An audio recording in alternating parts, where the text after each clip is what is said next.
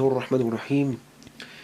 Cette vidéo s'adresse particulièrement à nos sœurs et aussi à leurs familles qui ont accroché au mur ou portent autour du cou ou sous forme de bracelets des amulettes et plus précisément ce que l'on nomme la main de Fatima. Cela dit, elle s'adresse également à toute personne de confession musulmane ou pas. Cette main de Fatima ou main de Myriam dans la tradition juive, qui est une amulette, un talisman, était utilisée dans les contrées orientales de l'autre côté de la Méditerranée par les mages à des fins divinatoires. Elle a été parfois gravée sur du cuivre ou des métaux précieux et se présentait comme un bijou talisman. L'expert en divination qui la portait, en pendentif, pouvait ainsi, tout en joignant l'esthétique à l'exercice de son art, conjurer le mauvais sort. De plus, ce talisman était beaucoup moins encombrant que les habituels accessoires de divination. Toutefois, cette divinisation est relativement limitée. Sa partie supérieure avec la clé des nombres individuels permet de déterminer les grandes lignes du portrait intime, du caractère, du tempérament d'une personne.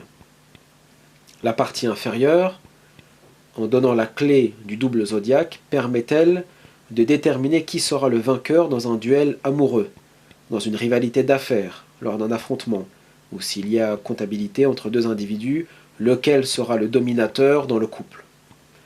Au niveau de son origine, nous sommes quasi sûrs qu'elle provient des Carthaginois, et a priori qu'elle était associée à une divinité du nom de Tanit. Puis reprise par la suite au sein du judaïsme, que l'on appellerait main de Myriam, en référence à la sœur de Moïse, que la paix soit sur lui. Puis on peut dire par les chiites, c'est la raison pour laquelle on la retrouve encore aujourd'hui dans beaucoup de foyers au Maghreb, car le Maghreb fut autrefois entre les mains d'une dynastie chiite, les Fatimides. Donc il s'agit d'un talisman ou d'une amulette, au même titre que le fameux sceau de Salomon, la chaîne du diable, ou encore l'Ankh, cette fameuse croix égyptienne que l'on trouvait dans la main des pharaons, symbole de vie et d'éternité, que l'on retrouve d'ailleurs de nos jours dans le christianisme. Il y a aussi les carrés magiques ou encore le pentacle. Pour la définition du talisman, voilà ce qu'a écrit Pierre de Brèche dans son traité des talismans. Il nous dit « Ces talismans ne sont qu'autre chose, ce talisman n'est autre chose que le sceau, la figure, le caractère ou l'image d'un signe céleste, planète ou constellation, imprimé, gravé ou ciselé, sur une pierre sympathique ou sur un métal correspondant à l'astre par un ouvrier qui est l'esprit arrêté et attaché à l'ouvrage et à la fin de son ouvrage, sans être distrait ou dissipé en d'autres pensées étrangères, au jour et heure de la planète, en un lieu fortuné, en un temps beau et serein, et quand il est en la meilleure disposition dans le ciel qu'il peut être, afin d'attirer plus fortement les influences pour un effet dépendant du même pouvoir et de la vertu de ces influences. Bon, c'est tout un délire, bien évidemment ésotérique, on comprendra qui pourra.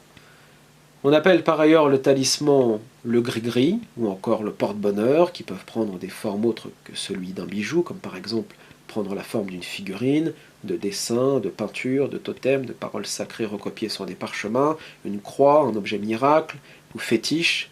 Bref, plein de petits symboles que l'on retrouve notamment dans les loges maçonniques, mais aussi dans certains temples de certaines religions, et surtout dans la plupart de nos sociétés actuelles, qui se sont construites autour de symboles plutôt étranges, dans un premier temps, ou tout simplement originaires de l'Égypte antique.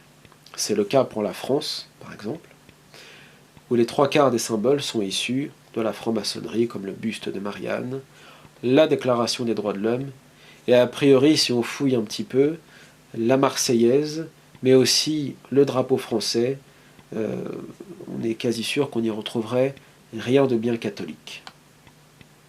Voyons maintenant la position de l'islam sur la question des amulettes. Ce qu'il faut retenir de toutes ces croyances, c'est qu'elles ne sont que mensonges, duperie et charlatanisme. Qu'il s'agisse aussi bien de l'amulette pour se protéger d'un mal, ou du fait de recourir aux pratiques des charlatans, des devins, du spiritisme, des magnétiseurs, des voyants, des magiciens ou des forces